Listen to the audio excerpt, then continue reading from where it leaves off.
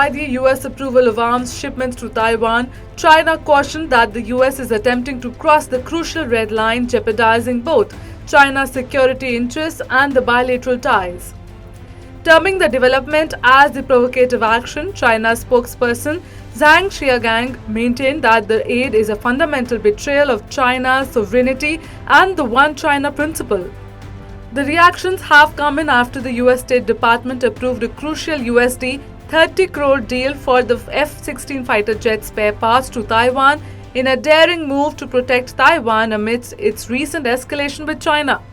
For the record, the latest supply of arms by the US is the 13th arms sale since President Biden took office to assist Taiwan against Chinese aggression in Taiwanese airspace. The deal also demonstrates the US's steadfast support for Taiwan's defense in spite of China's reservations. The major move came after the Chinese army launched military drills around Taiwan's borders to protect the election of President Lai Ching-te, considered a separatist leader by Beijing who would bring war and decline to the nation.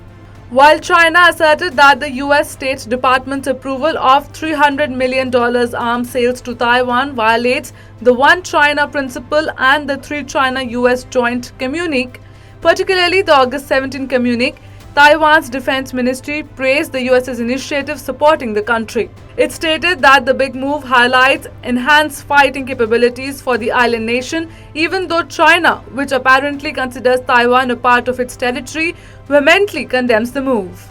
While cautioning the US, China claimed that by giving Taiwan independence and what it calls separatist movements more strength, the US is progressively putting Taiwan at risk, which would eventually cause harm in the island nation.